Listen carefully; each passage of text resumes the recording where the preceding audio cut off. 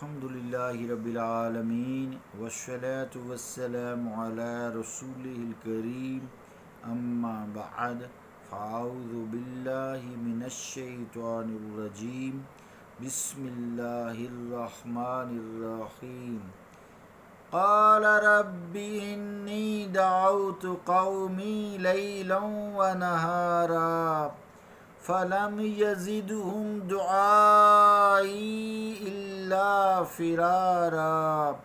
وإني كلما دعوتهم لتغفر لهم جعلوا أصابعهم في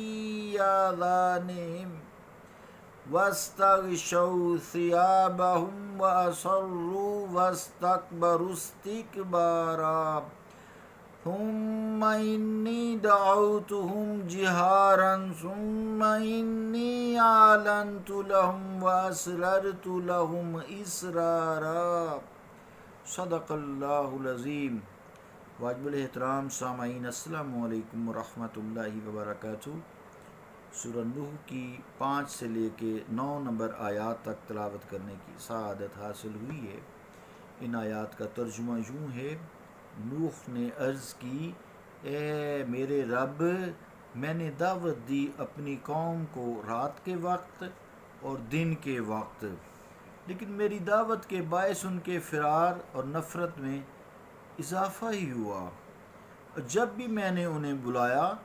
تاکہ تو ان کو بخش دے تو ہر بار انہوں نے اپنی انگلیاں اپنے کانوں میں ٹھونس لیں اور اپنے اوپر لپیٹ لیے کپڑے اپنے، اور اڑ گئے کفر پر اور پلے درجہ کے متکبر بن گئے۔ پھر بھی میں نے ان کو دعوت بلند آواز سے دی، پھر انہیں کھلے بندوں بھی سمجھایا اور چپکے بھی انہیں تلقین کی۔ اللہ کا قول سچا ہے جو بڑی ہی عظمت والا ہے۔ عزیزان گرامی قدر، حضرت نوح علیہ السلام کو منصب رسالت پر فائز ہونے کے بعد حکم ہوا کہ اپنے فرائض کی ادائیگی کیجیے، تو آپ فرائض کی ادائیگی میں مصروف ہو گئے۔ اس دوران آپ کو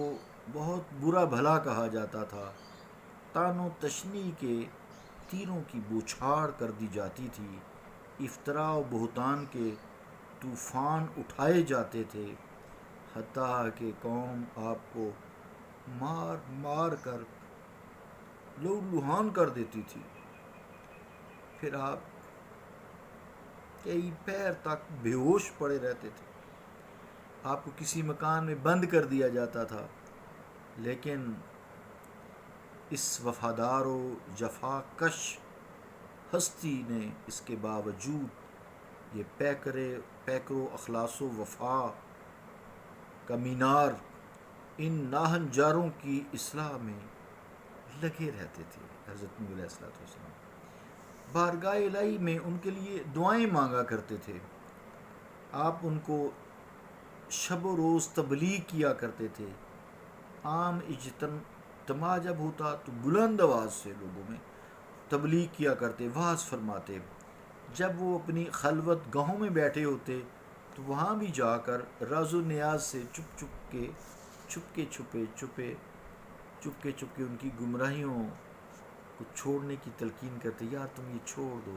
یہ کفر شرک چھوڑ دو، یہ صحیح نہیں ہے، اللہ وحدہ لا شریک کی عبادت کرو، وہی عبادت کے لائق ہے جو تمہارا خالق ہے، مالک ہے، رازق ہے۔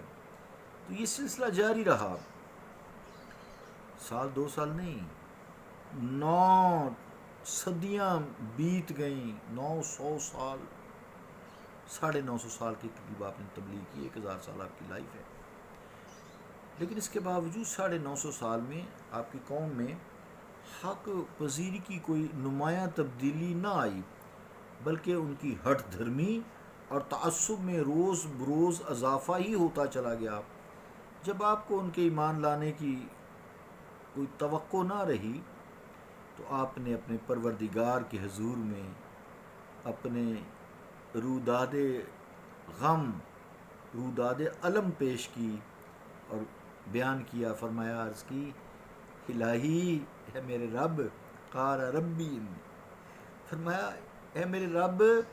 ان کو میں نے سمجھانے کی بتیری کوشش کی ہے، میں نے دن رات ایک کر دی،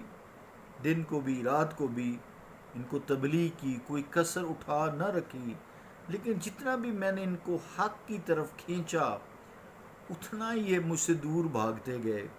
اور ان کی نفرت میں اضافہ ہی ہوتا گیا۔ جب بھی میں ان کو واعظ کے لیے کھڑا ہوتا ہوں، آیت نمبر یہ 7 میں ہے کہ میں جب بھی ان کو تبلیغ کرتا ہوں، کھڑا ہوتا ہوں، یہ اپنے کانوں میں انگلیاں ٹھونس لیتے ہیں تاکہ میری آواز ان کے کانوں تک نہ جائے، اور اپنے آپ کو جب مجھے دیکھتے ہیں تو اپنے چہروں پہ کپڑے ڈال لیتے ہیں تاکہ یہ نوح علیہ السلام ہمیں پہچان ہی نہ سکیں، ہماری شکل ہی نہ دیکھ سکیں، منہ پر چادر ڈال کر گزر جاتے ہیں تاکہ میں نہ انہیں پہچانوں نہ انہیں تبلیغ کروں۔ الہی یہ کفر پر جم کر رہ گئے ہیں۔ انہوں نے بارہا مجھے کھلے لفظ میں کہا، اے نوح، آپ خواہ مخواہ اپنا دماغ کھپا رہے ہیں، اپنا دماغ نہ کھپائیے، آپ لاکھ دلائل پیش کریں، ہم کفر کو کسی صورت نہیں چھوڑیں گے۔ اے میرے رب، ان کا رویہ سخت ہو گیا ہے، یہ قوم ایمان لانے کی نہیں ہے۔ عزیزان گرامی قدر، اس قوم کا پھر حضرت نوح علیہ السلام یعنی قوم نوح کا جو رویہ اپنے رسول حضرت نوح علیہ السلام کے ساتھ تھا، از حد متکبرانہ تھا۔ وہ کہتے ہم آپ کو اپنا پیشوا کیسے تسلیم کریں، کمینے استغفر اللہ اور رذیل استغفر اللہ قسم کے لوگ آپ کے مرید ہیں۔ کسی قابل شخصیت نے، کسی رئیس نے، کسی سردار نے، کسی ملک کے تجار نے آج تک آپ کو نبی تسلیم نہیں کیا۔ ان کنگلوں کے پاس بیٹھنا بھی ہماری توہین ہے، یہ قوم آپ کو کہتی، اور بھی افطرا، جھوٹ، تہمات، اس طرح کے الزامات لگاتی، جیسا کہ سورہ شورى میں بھی فرمایا نا، انؤمن لک واتبعک الارذلون، کہ کیا ہم آپ پر ایمان لائیں، آپ کی اتباع تو ذلیل لوگ کرتے ہیں۔ استغفر اللہ، اللہ رب العالمین ہمیں معاف فرمائے، ہمیں رسول کریم صلی اللہ علیہ وسلم کی امت سے اللہ نے بنایا، ہمیں آپ کی توقیر، عزت، تعظیم کی توفیق دے، ہمارے دلوں میں رسالت مآب صلی اللہ تعالیٰ علیہ وسلم کی محبت اور پکی سچی غلامی ہمارے دلوں میں اللہ کریم رکھ دے۔ صلی اللہ تعالیٰ علی رسول خیر خلقہ محمد وعلی آلہ وصحبہ اجمعین برحمتک یا ارحم الراحمین۔